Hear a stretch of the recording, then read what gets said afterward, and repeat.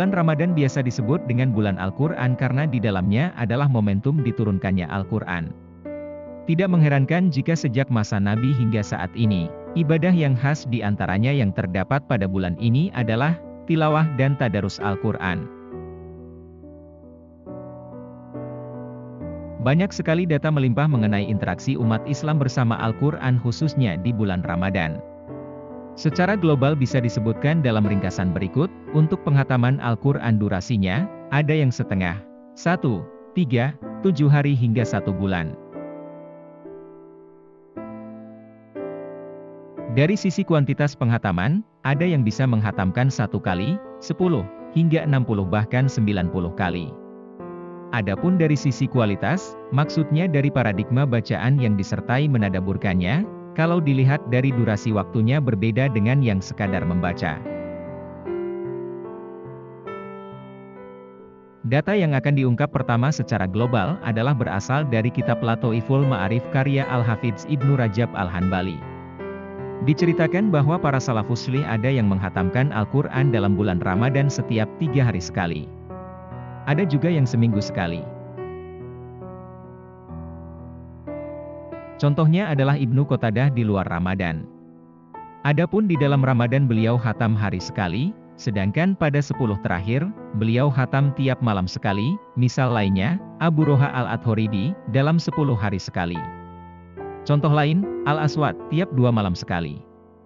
An-Nahawi menghatamkan tiap 2 malam sekali pada 10 terakhir bulan Ramadan.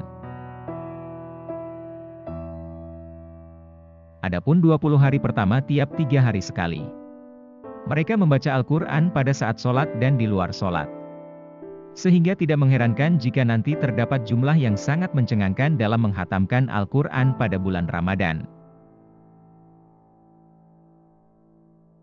Imam Syafi'i rahimahullah biasanya dalam bulan Ramadan bisa menghatamkan Al-Quran sebanyak 60 kali yang kebanyakan dibaca dalam syalatnya. Data ini bisa dibaca juga dalam buku Hilyah Al-Auli karya Abu Nu'aim Al-Ashbahani, Imam Ahmad bin Hanbal, sebagaimana penuturan anaknya yang bernama Abdullah, terbiasa menghatamkan Al-Quran seminggu sekali. Dalam kitab Kutal Qulub, I-73, Abu Thalib Al-Maki dikatakan bahwa nama seperti Malik bin Dinar, Yazid Ar-Rakashi, Habib bin Abi Sabit dan masih banyak yang lainnya, bisa menghatamkan dalam sebulan sebanyak 90 kali.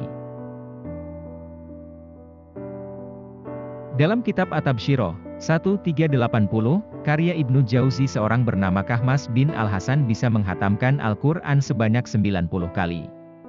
Masih dalam kitab yang sama ada data cukup mencengangkan, adalah terkait sosok bernama Kurs bin Wabarah yang bisa menghatamkan Al-Quran 3 kali dalam sehari.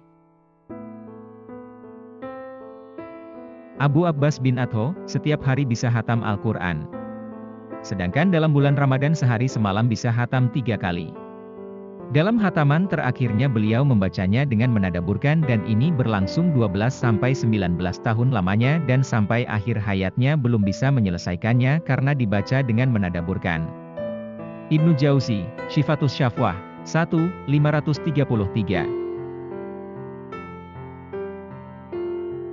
Mereka yang disebutkan dalam contoh ini bisa dikatakan sebagai jawara Al-Quran. Baik di dalam maupun di luar Ramadan, dari data-data ini, ada pertanyaan yang cukup menarik, dari sekian banyak hatam Al-Quran itu, apa mereka sekadar berhenti pada membaca saja? Kalau dilihat dari contoh-contoh yang disebutkan tadi, rata-rata adalah orang alim yang menguasai bahasa Arab. Sangat kecil kemungkinan kalau mereka membaca Al-Quran tanpa pemahaman dan mentadaburkan. Dalam kitab Ihya Ulumid 1282, Imam Al-Ghazali menjelaskan kondisi salaf dalam menghatamkan Al-Quran. Ada yang setiap Jumat sekali, sebulan sekali, setahun sekali bahkan ada yang sudah 30 tahun belum juga hatam Al-Quran. Intensitas hatam mereka, menurut Imam Ghazali, berdasarkan tingkatan menadaburkan Al-Quran. Oleh karena itu, beliau memberi nasihat penting. Membaca Al-Quran dengan pemikiran dan pemahaman, lebih baik daripada hatam tanpa menadaburkan dan pemahaman. Senada dengan hal ini, Ada juga ungkapan, tidak ada kebaikan dalam suatu ibadah yang tidak ada ilmu padanya, dan tidak ada kebaikan pada suatu ilmu yang tidak ada pemahaman di dalamnya. Dan tidak ada kebaikan pada bacaan yang tidak ada menadaburkan di dalamnya. Hilyah Al-Auli, 1:77. Dari kisah para salafus syalih tersebut ada banyak pelajaran penting selain banyaknya mereka bisa menghatamkan Al-Quran, yaitu, mereka juga berusaha untuk meresapi dan mentadaburkan Al-Quran yang mereka baca. Mengapa mereka bisa berlama-lama dengan Al-Quran? Apa rahasia di balik intensitas mereka dalam berinteraksi dengan Al-Quran? Salah satu jawabannya adalah yang pernah disampaikan oleh Utsman bin Affan radhiyallahu anhu. Sekiranya hati kalian suci, kalian tidak akan merasa kenyang dengan kalam Rob kalian, Al-Quran.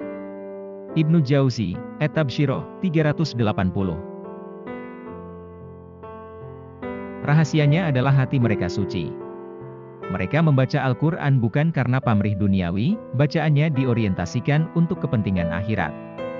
Terlebih di bulan suci Ramadan, semangat mereka seakan meledak, hari-hari para ulama seolah-olah dipenuhi dengan Al-Quran. Maka jika para pembaca ingin menjadi jawara Al-Quran pada bulan Ramadan, bahkan pada bulan lainnya, maka bisa belajar dari mereka. Dalam membaca Al-Quran mereka bukan sekadar berlomba-lomba paling banyak khatam, tapi juga berusaha untuk menadaburkannya. Mereka sangat memahami tujuan diturunkannya Al-Quran. Ini adalah sebuah kitab yang kami turunkan kepadamu penuh dengan berkah supaya mereka memperhatikan ayat-ayatnya dan supaya mendapat pelajaran orang-orang yang mempunyai pikiran. Quran Surat Syot ayat 29.